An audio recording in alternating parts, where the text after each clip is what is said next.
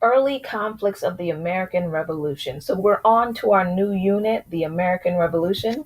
So today we're going to focus on those early tensions that's going to lead to the actual war.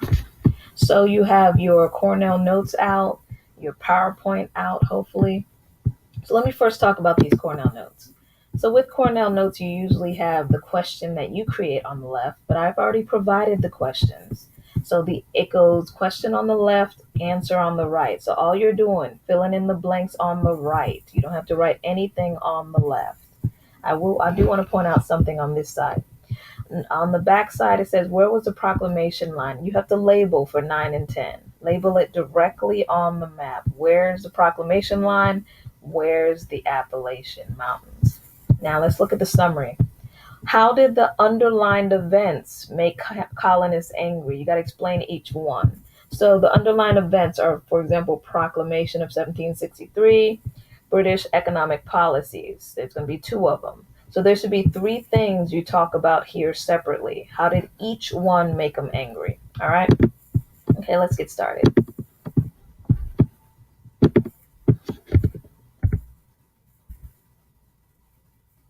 Early conflicts of the American Revolution. Let's go ahead and set the scene for you. So more and more people are moving into the colonies, and each region is doing their own thing. We got New England, Middle, Southern. They're only focused on their own economy, their own governments, things like that. They are all enjoying the benefits of salutary neglect. Remember, that's good neglect. England's too busy with their own issues and conflicts. They're not worried about the colonies. So the colonies are forming their own trade routes, and they're also forming their own local governments, self governments, representative governments. So here's the problem though. The colonies were not used to working together as 13 colonies, like one unit. So by the end of this lesson, you'll see them starting to work together because all three of them are going to unite over tension with England.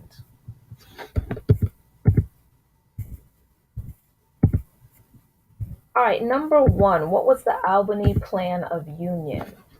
It was a plan by Ben Franklin. He's one of our founding fathers, to unite the colonies before the French and Indian War. He urged the colonies to unite in dealing with Native American issues and for the defense of the colonies against Native Americans and the French. So understand that the French and Indian War is the name that the U.S. called the war. It's named different things. It's also known as the 7 Years' War, even though it lasted longer than that. But it just talks about who we're fighting against. We fought against the French and the Indians. But this plan was not successful. Why? Because the colonies were doing their own thing. They didn't really see a need to come together right now. And so it didn't work out. But we did get the very first political cartoon out of this. A political cartoon just means an artist draws their opinion about the government or current events, and they put it into a newspaper or today the internet to let people see it. So the first one was done by Ben Franklin. Join or die. Let's get to that. So, what is the point of this political cartoon? The point was Ben Franklin published it to gain support for the importance of colonial unity. He wanted them to come together, join together. But why a snake? He could have used any animal. Well, there was a superstition back in the day that if a snake was cut up, but if it was put together, it was come back to life if it's put together before sunset. So, I mean, people come up with crazy superstitions, but he knew this might work because they already knew about this superstition. So for him, he has the colonies representing the pieces of the snake here. And he's saying, hey, let's get together to fight against the French and natives. So speaking of this war, what was it? Okay, so French and Indian War. It's going to be a conflict between the French and British over control of the Ohio River Valley. So we're talking about this area west of the 13 colonies. Um, and so the natives fought on both sides. So the French had their allies, with natives, and the British also had their allies. So just understand that the Native Americans fought on both sides. It's only called French and Indian War because that's who the British and the colonies fought against.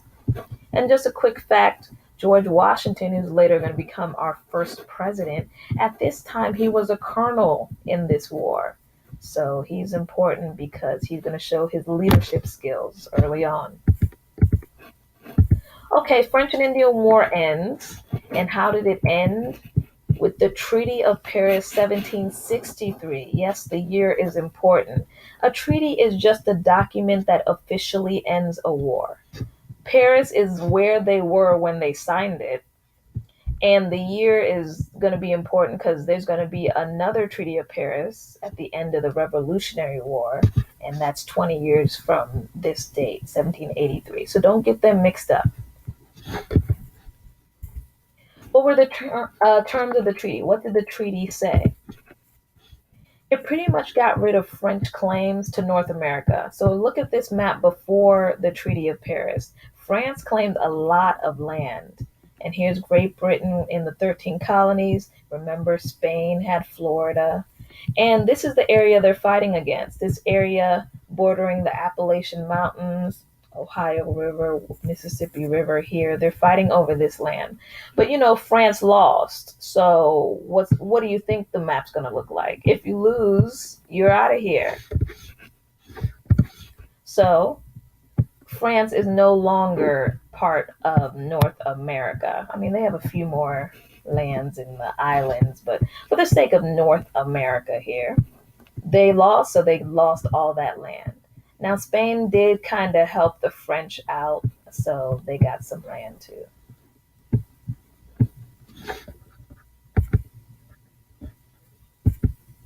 What was the Proclamation of 1763? So the war is over. French and Indian War is over.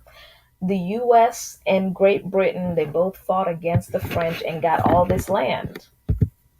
So the proclamation, though, did not help the colonists. It was a decree, a statement issued by the British, by Britain, to avoid conflict between the Native Americans and the colonists moving into the newly acquired Ohio River Valley, marked by the Appalachian Mountains in the east and the Mississippi River in the west.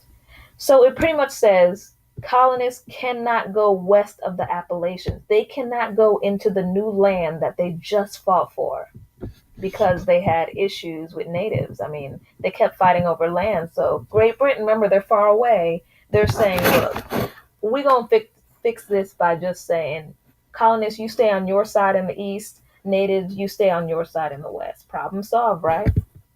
Wrong. The terms of the treaty, it forbade colonists from settling west of the Appalachians, setting this land aside for Native American use. So again, that new land the colonies just fought for belongs to the Native Americans, is what the proclamation said. So what were the effects after this proclamation? The colonists heard about it. How do they feel? They were angry because remember, they just fought. They believed they were denied access to land that was rightfully theirs. They helped fight for the land Britain gained after the French and Indian War.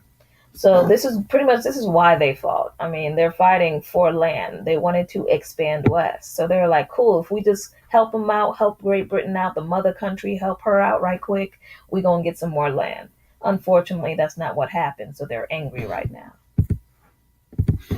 So where is this line exactly? So here's the 13 colonies, and the line borders the 13 colonies. Guys, remember, the shape of the 13 colonies is this shape because of the Appalachian Mountains. All right. So where the Appalachian Mountains are is where the line is. And it rhymes. Think Appalachian Proclamation. Appalachian Proclamation. So that's the geographic feature that it borders. So on your map, write Proclamation Line of 1763, and then also write Appalachian Mountains with the little mountain symbol, upside down V's, going along up north. So it was located at the Appalachian Mountains. And we've talked about these British economic policies after the French and Indian War. And it's what you're familiar with. Mercantilism and navigation acts, they are back. Salutary neglect is over. Okay? Because after a war, whether you win or lose, you are in debt. You need money. So notice Great Britain won the war, but they were in debt because, you got to pay off all the soldiers. You got to figure out what to do with this new land. And so they needed money and they remembered, hold up, these colonies exist to benefit us. That's mercantilism. Remember, raw goods go to Great Britain. Great Britain's going to manufacture it and sell it on back to the colonies. Navigation acts pretty much just say the colonies can only trade with Great Britain, nobody else. And so Great Britain was like, look, we need money, so we're going to go put these right back into effect. And it's similar to if someone owed you money when you were broke. So you'd be like, hold on, I don't have no money for lunch, but Cortez owed me $10. You're going to go find Cortez, get your money, and then go from there. Same thing. You believe you should get your money right then and there, but Cortez might be like, all right, I'll get it to you tomorrow. Or he might not pay at all. So let's see what the colonists did. What were the effects of these policies? Mercantilism back into effect. After the French and Indian War, the British policies of mercantilism changed. Expecting the colonies to pay their own defense and help pay the debt from war, England began enforcing their mercantilist policies like navigation acts. So, like it says, they figured since the colonies, Great Britain had people defense the military had military protecting the colony, so they were like, you know what, you guys pay for them. I mean, they're over there to protect you, you pay for them. And also we got this debt and you exist to help us, colonies, you exist to help the mother country, so help us pay this debt. And so the colonies are like, no, that's not fair. We helped you fight in the war, we helped you win, why are we paying for this?